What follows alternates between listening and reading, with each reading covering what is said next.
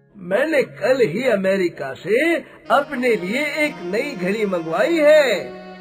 मेरे पास तो पहले से ही अमेरिका से आई एक बहुत महंगी घड़ी है। मैंने तो अपने लिए एक बहुत सुंदर और महंगी कंपनी का चश्मा मंगवाया है। बस सिर्फ चश्मा? अरे मैंने तो चश्मे और घड़ी के साथ साथ जूते भी मंगवाए हैं। और तुम सब अभी तक मंगवा ही रहे हो। मैंने तो ये सब मंगवा कर पहन भी लिया। उस गांव के सरपंचों में से एक सरपंच था, मंगत राम। वैसे तो मंगत राम भी गांव के बाकी लोगों की तरह बहुत अमीर था, लेकिन उसे पैसों के दिखावे का बिल्कुल शौक नहीं था। अरे पैसा भी कोई दिखावे की चीज है। पैसों को तो संभाल कर सबसे छिपा कर रखना चाहिए। वो खुद तो अपना पैसा तिजोरी में संभाल कर रखता था, लेकिन उसकी नजर हमेशा दूसरों के पैसों पर रहती थी। इतना पैसा अगर ये मुझे मिल जाए तो मेरी तिजोरी में बड़े पैसों को थोड़े और यार दोस्त मिल जाए। बेचारे मेरे पैसे तिजोरी में अकेले कितने बोर हो रहे होंगे। और तो और उसे सपने भी पैसों के ही आते थे। पैसा पैसा मुझे चाहिए, सारा पैसा सारा पैसा मुझे चाहिए। एक रात वो अपने खेत से घर की तरफ लौट रहा था। तभी उसने देखा कि एक घर का दरवाजा खुला है। उसने खुले दरवाजे से अंदर देखा तो दीवार पर एक बहुत सुंदर सुनहरे रंग की विदेशी घड़ी टंगी हुई थी। घड़ी देखकर उसके मन में लालच आया। इतनी सुंदर विदेशी घड़ी अगर ये मेरी हो जाए तो मेरा तो वक्त ही बदल जाएगा। जैसे यहाँ कोई दिख तो नहीं रहा, तो क्यों ना मैं इस घड़ी को अपना बना लूं। ये सोचकर वो घर के अंदर गया तो घर के अंदर कोई नहीं था। उसने दीवार से घड़ी उतारी और जल्दी से बाहर आकर सबसे छिपता छिपाता वो अपने घर पहुंचा। अब ये विदेशी घड़ी मेरे पैसों का समय सुधार कर उन्हें और भी ज्यादा बढ़ा देगी। अगले दिन घड़ी चोरी की बात पूरे गांव में फैल गई और जिसके घर चोरी हुई थी उसने पुलिस को बुला लिया। कोई बताएगा कि ये चोरी किसके घर पर हुई है? चोरी मेरे घर हुई है। कल रात मैं थोड़ी देर के लिए दुकान में सामान लेने गया था और वापस आया तो मेरे घर से बहुत कीमती विदेशी दीवार की घड़ी गायब थी। क्या तुमको किसी पर शक है? नहीं, मुझे किसी पर शक नहीं है।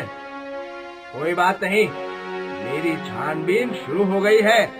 चोर जो भी है जल्द ही पकड़ा जाएगा। मंगत राम सरपंच जी, आपको किसी पर शक हो या चोर के बारे में कुछ भी पता चले तो आप मुझे जरूर बताइएगा। बिल्कुल इंस्पेक्टर साहब। ये अच्छा है, मैं गांव का सरपंच हूँ, इसलिए कोई मुझ पर शक नहीं कर रहा। वैसे अभी तो मैंने बस एक घड़ी ही चुराई है। अभी तो इस गांव में चुराने के लिए बहुत कुछ है। क्यों ना मैं वो सब भी चुरा लूं। और वैसे भी गांव के सरपंच पर किसी को शक नहीं होगा। उस रात उसने फिर से किसी के घर से कीमती जेवर चुरा लिए और अगले दिन पुलिस आई तो उनके सामने सरपंच बनकर दुखी होने का नाटक करने लगा। इंस्पेक्टर गोपी कृष्ण जी, आप जल्दी से इस चोर चोर को पकड़िए।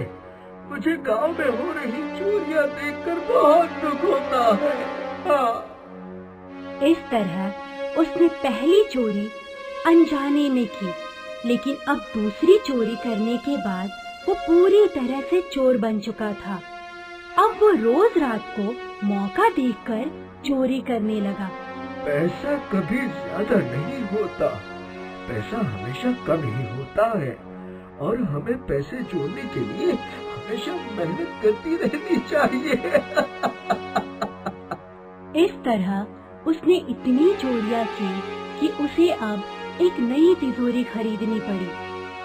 चलो अब इस तिजोरी को भी भरते हैं। फिर एक दिन मंगत राम को पता चला कि कृष्णपुर के विधायक नेता लड्डू सिंह के घर बहुत सी नकदी पड़ी है। चलो एक बार नेताजी के घर भी चोरी की जाए। उन्हें वोट तो बहुत दे दिए, अब जरा उनसे वोट ले लिए जाए। ऐसे भी कहाँ किसी को मुझ पर शक होगा। इसके बाद वो नेता लड्डू सिंह से मिलने के बहाने उनके घर गया, और फिर जैसे ही उसे मौका मिला वो नेताजी के ऑफिस में गया और उसने तिजोरी से नोटों से भरा बैग निकाल लिया। माफ कीजिएगा नेता लड्डू सिंह जी, लेकिन मैंने जो नई तिजोरी खरीदी है ना, उसे भरने के लिए मुझे आपकी तिजोरी खाली करनी पड़ेगी। फिर उसने सारे नोट अपने साथ लाए एक झोले में डाले और पीछे के रास्ते से वो छिपता छिपाता लड्डू सिंह के घर से बाहर निकल गया। अगले दिन हमेशा की तरह चोरी की बात पूरे गांव में फैल गई और गांव वाले इंस्पेक्टर गोपी कृष्ण और मंगत राम नेता लड्डू सिंह के घर आए। अब चोर ने मेरे घर में चोरी कर ली। हाँ लड्डू सिंह जी, वो चोर आपके भी करारे करारे नोट ले गया। अरे अभी तक तो मैंने उन नोटों को ठीक से देखा भी नहीं था।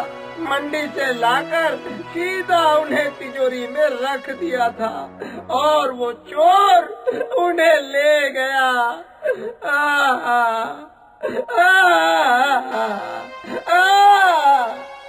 आप चिंता मत कीजिए लड्डू सिंह जी, मैं जल्दी ही उस चोर को पकड़ लूंगा। क्या पकड़ लोगे? हर चोरी के बाद तुम यही बोलते हो और चोर आकर फिर से चोरी कर जाता है। नहीं लड्डू सिंह जी, मैंने बहुत छानबीन की है और मुझे लगता है वो चोर इसी गांव का है। मुझे बस थोड़ा सा समय और दीजिए।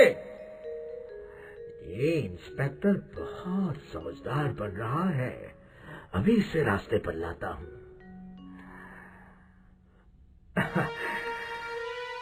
मुझे तो लगता है ये पुलिस वाला चोर के साथ मिला हुआ है, नहीं तो गांव में इतनी चोरियां हो जाए और पुलिस चोर को पकड़ न सके। ऐसा भला कैसे हो सकता है? आप सही कह रहे हो सरपंच जी। हाँ।